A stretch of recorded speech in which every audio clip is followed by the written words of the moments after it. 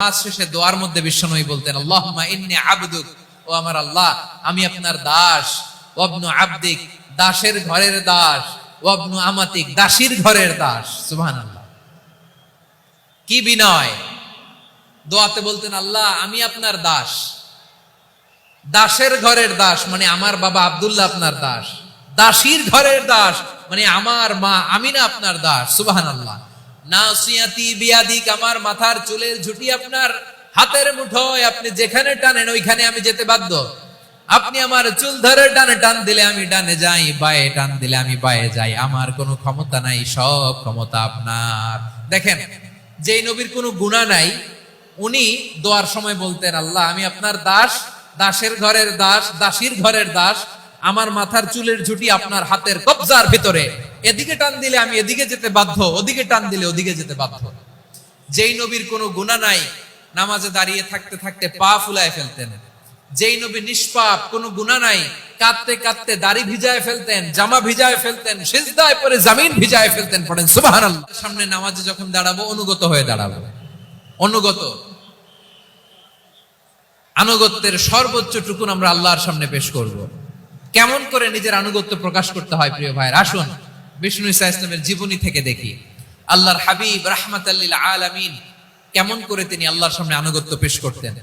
আম্মা জানা আয়েশা রাদিয়াল্লাহু তাআলা আনহা বলেন, কানা ইয়াকুমু মিনাল লাইলি হাত্তা তাতাফাত্তারা কদামা, আমার নবী তাহাজ্জুদের জায়নামাজে যখন দাঁড়াতেন এত লম্বা সময় দাঁড়িয়ে দাঁড়িয়ে তিনি কিয়াম করতেন, কেরাত পড়তেন। দাঁড়িয়ে থাকতে থাকতে থাকতে থাকতে আমার নবীর বরকতপূর্ণ, আমার নবীর মোবারক পা দুটো এরকম ফুলে যেত, আমার নবীর পা গুলো ফুলে যেত দাঁড়িয়ে থাকতে থাকতে। বিষ্ণু ঈসা ইসলামের পা ফুলে যেত। আম্মা জান আয়েশা এটা খেয়াল করতেন। খেয়াল করে বলতেন, ইয়া রাসূলুল্লাহ কদ গফারাল্লাহু লাকা মা তাকাদ্দামা মিন যামবিকা ওয়া মা তাআখার। ও নবী, নিজের দেহের উপর কেন এত কষ্ট দেন? কেন রাত জেগে এরকম তাহাজ্জুদের জায়নামাজে দাঁড়িয়ে থাকতে থাকতে পা দুটো আপনার ফুলে যায়? কেন কষ্ট করেন? আল্লাহ কি বলে নাই, ও নবী আপনার আগের গুনাহ মাফ, পরের গুনাহ মাফ? আসলে বিশ্ব নবীর কোনো গুনাহই নাই। নবীরা মাসুম হয়, নিষ্পাপ হয়। তারপরে বিশ্ব নবীর মর্যাদা, স্ট্যাটাস বোঝানোর জন্য আল্লাহ বলেন, নবী আপনার আগের পরের সব গুনাহ আমি আল্লাহ মাফ করে দিলাম। আম্মা জানা এসে বলে, না নবী, আগের গুনাহ মাফ, পরের গুনাহ মাফ, আপনি মাসুম, নিষ্পাপ, তারপরেও তাহাজ্জুদের জায়নামাজে কেন এত কষ্ট করেন? বিশ্বনবী জবাবে বলেন, আফালা উহিব্বু আন আকুনা আবেদান শাকুরা। ও আয়েশা, আমি কি শুকরগুজার বান্দা হব না? আমি কি শুকরগুজার হব না? আল্লাহ আমার সব মাফ করে দিয়েছে, ঠিক আছে, আমার গুনাহ নাই, ঠিক আছে, কিন্তু আল্লাহর নাজ নেয়ামত ছাড়া তো এক মুহূর্ত আমার পক্ষে বেঁচে থাকা সম্ভব না। সে আল্লাহর নেয়ামতের শুকরিয়া হিসাবে আমার কি শুকরগুজার হওয়া উচিত না? আফালা উহিব্বু আন আকুনা আবদান শাকুরা, আমি কি শুকরগুজার বান্দা হব না? ও আমার ভাইয়েরা, বিশ্বনবী ঠিক এমন ভাবে আনুগত্যের নমুনা দেখাতেন। এখানেই শেষ নয়। আম্মা জানা এসে বলেন, তাহাজ্জুদের জায়নামাজে দাঁড়িয়ে থাকতে থাকতে ফালাম ইয়াজাল ইয়াবকি হাত্তা বাল্লা লিহিয়াতাহু, আমার নবী কেরাত পড়তে পড়তে কাঁদতে কাঁদতে দাড়ি বেয়ে বেয়ে ওনার পানি ঝরতো।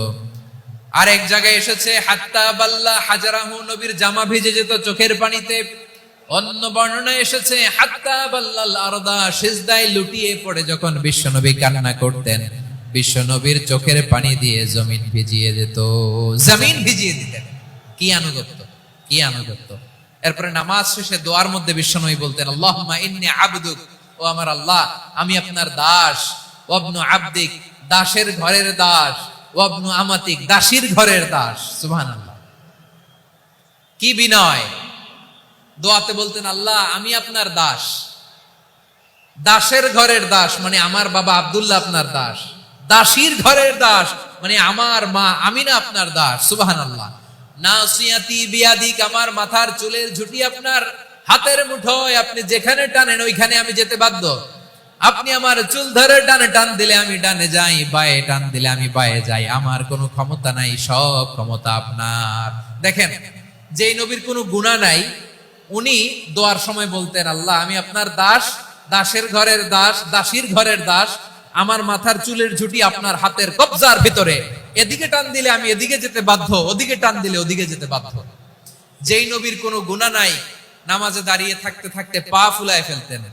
যেই নবী নিষ্পাপ, কোনো গুনাহ নাই, কাঁদতে কাঁদতে দাড়ি ভিজায় ফেলতেন, জামা ভিজায় ফেলতেন, সিজদায় পড়ে জমিন ভিজায় ফেলতেন। পড়েন সুবহানাল্লাহ। তাহলে আমাদেরকে কেমন অনুগত হওয়া উচিত? আমাদের তো গুনাহ নাই নাকি? বিশ্বনবীর যেমনি গুনাহ নাই, আমাদের তো গুনাহ নাই না? গুনাহ টুনা আছে আপনাদের? হ্যাঁ, যে বিশৃঙ্খলা করতেছেন, গুনাহ তো নাই আপনাদের? হ্যাঁ, গুনাহ আছে আমাদের?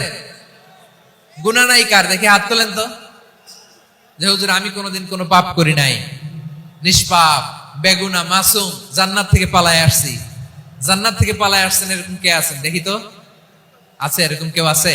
নাই। আমরা সবাই পাপী, আমাদের পাপের কোনো শেষ নাই। আওয়াজ করে বলেন ঠিক কিনা? তাহলে আসুন আমরাও বিশ্বনবীর মতো অনুগত হই, অনুগত হয়ে আল্লাহর কাছে চাই।